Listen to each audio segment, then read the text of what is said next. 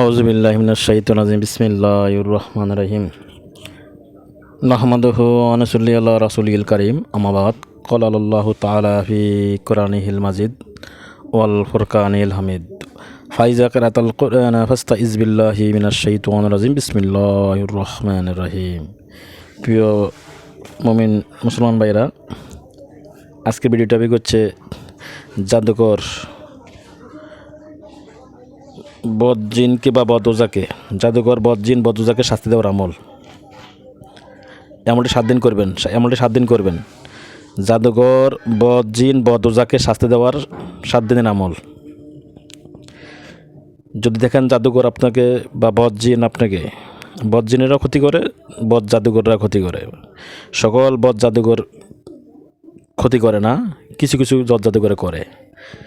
বহুত হিন্দু খ্রিস্টান বৌদ্ধ আমার সাথে পরিচয় আছে, তারা তান্ত্রিক জাদুঘর, কিন্তু তারা ভালো, তারা শুধু মানুষের উপকার করে, যদি সে তান্ত্রিক ক্রিয়া উপকার করে। একটা হচ্ছে কোরআনী নুরি পদ্ধতি, একটা হলো শিবলি কুফরি পদ্ধতি। কিন্তু সে যদিও কুফরি করক, তান্ত্রিক ক্রিয়া করে, কিন্তু সে উপকার করে, মানুষের তেমন একটা ক্ষতি করে না, ক্ষেত্র বিশেষে করে। কিন্তু এক তান্ত্রিক আর তান্ত্রিকের ক্ষতি করে না। কিন্তু কিছু বদ তান্ত্রিক আছে, বদ জালিম আছে, এরা ওই তান্ত্রিক মানে না, মানে তান্ত্রিকের ক্ষতি করতে যায়, তখন সে হেতের নিজের গোয়া দিতে মার যায়, এটা বুঝে না সে, যে পরে মাস খাইবে হে, এটা বুঝে না। কিন্তু এই জন্য সে আরেকজনের ক্ষতি করে, যার ভাই তারাই ক্ষতি করে। ওই রকম যদি বদতান্ত্রিক হয়, বদওজা হোক, বদজিন হোক, বদওজা হোক, এক আমলে সে সরকার হয়ে যাবে, একবারে চরম শিক্ষা পাবে। জীবনের যে শিক্ষা জীবনে পায় নাই সে, এর উপরে কোনো আমল হইতেই পারে না। আপনারা করে দেখেন, যদি না হয় আমরা জানাবেন, কমেন্ট করবেন।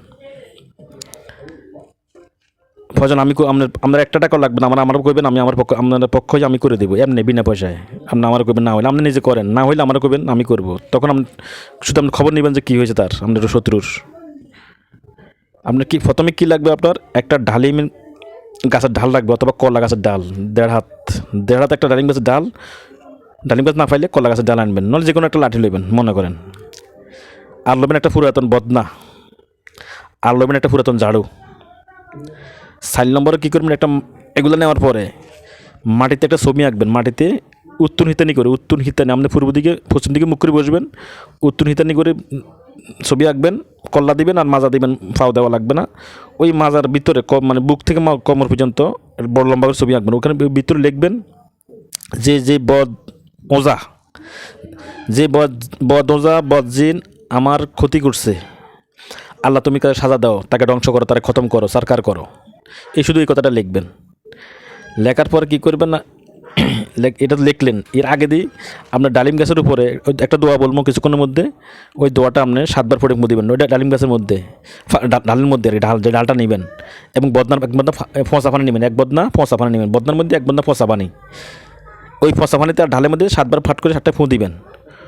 ফুঁ দেওয়ার পরে এটা রেডি করে রাখবেন। রাখার পরে আপনি যে ছবি আঁকছেন, ছবির মধ্যে লিখলেন বদওজা বদজিন যারা আমার ক্ষতি করে, আল্লাহ তুমি তার সাজা দাও, তার ধ্বংস করো, তার সরকার করো, তার পাগল করো। এটা লেখার পর এরপর আপনি ওই ডালটা হাতে নেবেন, ডালিমের ডালটা হাতে নেবেন, বা কলা গাছের ডাগাটা হাতে নেবেন। নেওয়ার পরে এই যে দোয়াটা বলবো কিছুক্ষণের মধ্যে, দোয়াটা একবার পাঠ করবেন, বুকের মধ্যে একটা ফুঁ দিবেন, ফুঁ দিয়ে ডালিম গাছের ডাল দিয়ে একটা বাড়ি মারবেন। আবার দোয়াটা আরেকবার পড়বেন, আবার ফোঁ দিবেন, আবার ডালিমের ডাল দিয়ে বাড়ি মারবেন। এবার 7বার পড়বেন, 7টা বাড়ি মারবেন। বাড়ি মারার পরে তার মাথার উপরে ঝাড়ু ধরবেন, ঝাড়ু ধরে বদনার পানি ঢালে দিবেন। আপনার কাজ শেষ আজকের দিন মতো। এইভাবে 7 দিন করবেন, প্রতিদিন একবার করে। ওই যে আপনার ক্ষতি করছে, ওর জীবনে শিক্ষা পাবে, ওটা আপনার আব্বা ডাকতে বাধ্য হবে, অর্থাৎ আপনার ক্ষতি করে ছাড়িয়ে দেবে। আপনার সে বিছনায় পড়ে যায়, একবার সরকার হয়ে যাবে, সে পাগল হয়ে যেতে পারে মানুষ রাস্তার, বলা যায় না কী হয়, মানে তার কী হবে যেটা আল্লাহ ভালো জানে। তো দোয়াটা শুনেন আগে। দোয়াটা হচ্ছে বিসমিল্লাহির রহমানির রহিম, আল্লাহুম্মা ইশরেব মিন কুন নাসিল কুবরা হাজার নামুস ইয়াকফুরু ওয়া ইউ সিসরু আল্লাহ নাসে ওয়া ইউ দুরুহুম আদ ফি জাসাদিহি সিহরু ওয়া কুফরুহু কুল্লিয়াতান ওয়া ইয়াশফি ইয়া শাফি ইয়া কাফি। এই দোয়াটা দেখে নেন আপনারা। আল্লাহুম্মা ইশরিব মিন কুন্নাসিল কোবরা হাজার নামুস ইয়াকফুরু ওয়া ইউ সিসরু আল্লাহ নাসে ওয়া ইউ ওয়ায়ু দুরুহুম আবাদ ফি জাসাদিহি সিহুরুহু ওয়া কুফরুহু কুল্লিয়াতান ওয়া ইয়াশফি ইয়া শাফি ইয়া কাফি। এই জোটা পাঠ করবেন, তোর পাঠ করে 7বার পাঠ করে ডালিম পানিতে ডালিম গাছে ডালে ফুঁ দিবেন আগেই, পরে আবার ওই বুকুর উপরে ফুঁ দিবেন, একবার ফুঁ দিয়ে একবার পাঠ করে একটা ফুঁ দিবেন, একটা বাড়ি মারবেন। এভাবে 7বার করবেন, 7টা বাড়ি মারবেন, এভাবে 7 দিন করবেন, ঠিক আছে? আচ্ছা, যদি পারেন পাশাপাশি সুরাজ জুমারের 19 নম্বর আয়াতটা, সুরাজ জুমারের 19 নম্বর আয়াতটা পাঠ করে নেবেন যদি সম্ভব হয়। না পারলে দরকার নাই, পারলে করে নেবেন, না হলে দরকার নাই, কিন্তু ওইটুকু যথেষ্ট, ওই দোয়াটাই যথেষ্ট।